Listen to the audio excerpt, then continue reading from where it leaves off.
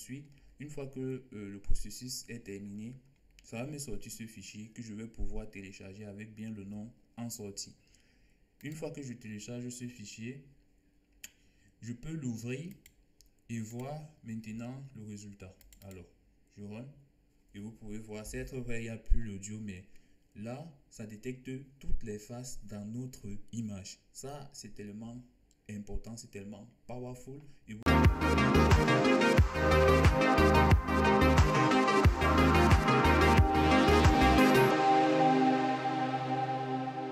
Salut à tous et bienvenue dans ce nouveau tutoriel. Aujourd'hui, nous allons apprendre à développer une application web qui va nous permettre de télécharger, d'uploader notre image ou notre vidéo et de faire un traitement dessus qui va nous permettre de reconnaître automatiquement des faces qui s'affichent dans cette vidéo. Et pour cela, nous allons utiliser le framework Python Gradio. Gradio est un framework Python open source qui va nous permettre de créer des applications web avec des scripts Python. Il est conçu pour permettre aux développeurs ou aux data scientists de visualiser des données sans avoir besoin d'expertise de développement web. C'est tout l'intérêt d'utiliser Gradio autant pour moi, car on gagne énormément en temps de développement. Alors, comment ça fonctionne? Tout ce que vous aurez à faire, c'est d'installer la librairie Gradio dans votre environnement de développement. Pour cela, vous utilisez simplement la commande pip. En effet, on aura pip install Gradio. Une fois que ceci est fait, on peut passer à notre processus de développement. Comme les vidéos précédentes, tout ce que je fais, c'est je charge mon fichier Cascade from Face Default qui va nous permettre de détecter le visage dans une image, par exemple, pour ces cas. Et tout ce que je fais, je définis cette fonction avec les différents paramètres que vous pouvez voir là. Et ensuite, pour créer mon interface, qu'est-ce que je fais? J'utilise cette ligne de code et j'appelle la fonction interface où je vais passer en paramètre la fonction qui va être appliquée aux différentes images. Et ensuite, je précise qu'en entrée, j'ai besoin d'une image, en sortie, j'ai besoin d'une image. Et tout ce que je fais, une fois que j'ai défini cela, je peux lancer mon application en utilisant la méthode .launch.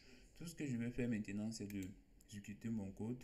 Et là, ce que je vais faire, c'est de suivre simplement le lien avec CTRL plus clic. C'est ça. Et qu'est-ce que je vais faire? Je vais uploader mon image. Je vais choisir par exemple celui-ci. Et qu'est-ce que je vais faire? Je vais soumettre et j'aurai mon résultat là. Ça, c'est ce qui concerne les images. Alors, assez simple. Et si nous voulons sauvegarder, je pourrais juste cliquer sur le bouton que vous voyez là et j'enregistre mon image et vous pouvez voir le rendu là avec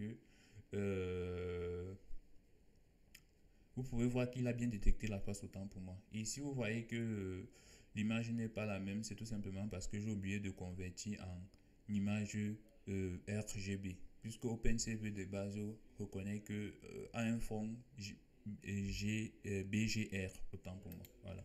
Une fois que ceci est défini, tout ce que nous allons faire maintenant, c'est de l'appliquer à une vidéo. Voilà.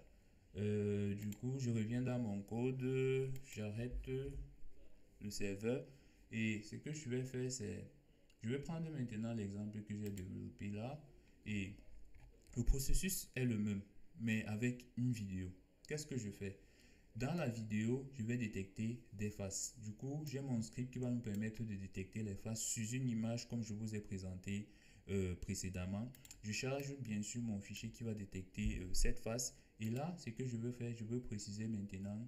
Je récupère ma vidéo en précisant le lien là. Et ce que je vais faire maintenant, c'est la vidéo que quand j'aurai uploadé, je vais donner le nom de sortie. Je vais mettre output, disons 1. Voilà. Et je précise que je vais bien des formats en fichier MP4. Ensuite là, la boucle, qu'est-ce qui va se passer? Je vais l'écouter aussi longtemps que j'aurai des images. Je vais détecter des faces à l'intérieur. Puis je convertis, je n'oublie pas de convertir cette fois en RGB pour avoir un rendu compatible avec celle de la vidéo en entrée. Voilà. Une fois que tout ceci est fait, je ferme les différents et je retourne le résultat.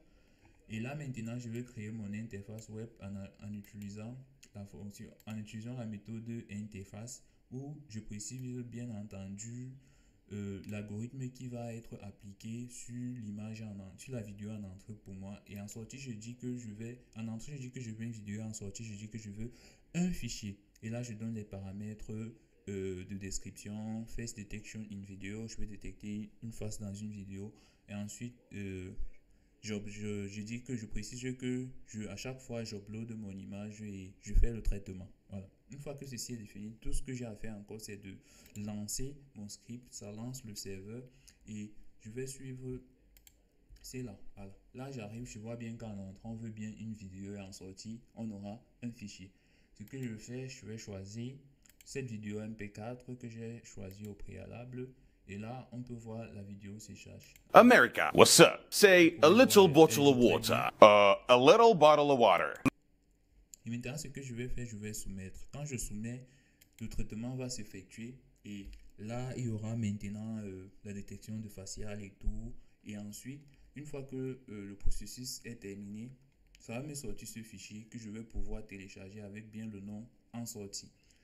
Une fois que je télécharge ce fichier, je peux l'ouvrir et voir maintenant le résultat. Alors, je run et vous pouvez voir, c'est vrai, il n'y a plus l'audio, mais là, ça détecte toutes les faces dans notre image. Ça, c'est tellement important, c'est tellement powerful, et vous pouvez voir ce que vous êtes capable de faire avec. C'est trop une belle application. Voilà, ça peut s'appliquer sur des visages comme sur des objets en fonction du cas d'application que vous aurez imaginé.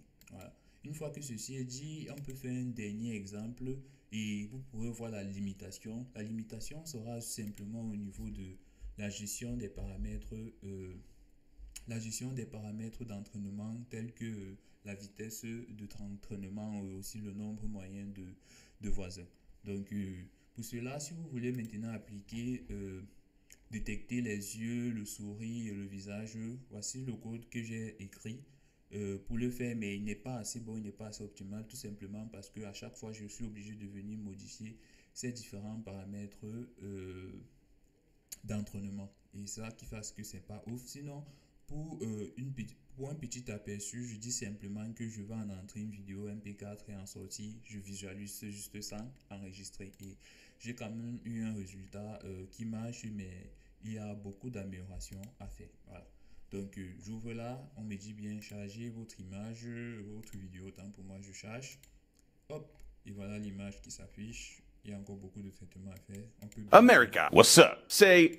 Et dès que je mets submit, et vous pouvez voir là, c'est ce que j'étais en train de dire. Normalement, ce qu'il y a à faire maintenant, c'est de venir à chaque fois dans le code là et à modifier ces différents paramètres pour avoir un résultat un peu plus beau en fait. Voilà. C'était juste pour vous montrer comment ça marche. Sinon, en soi, on a un très bon résultat lorsqu'il s'agit de faire juste de la détection faciale. Voilà. Donc, si je reviens là, je peux arrêter le serveur.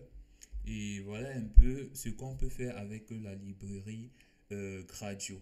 Développer facilement des applications web et ainsi permettre un traitement automatisé de tout ce que l'on veut. Voilà.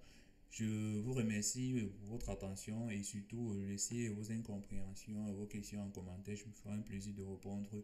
Et surtout, si vous avez aimé la vidéo, n'oubliez pas de liker, de la partager et de vous abonner. Je vous remercie et à très vite pour une prochaine vidéo.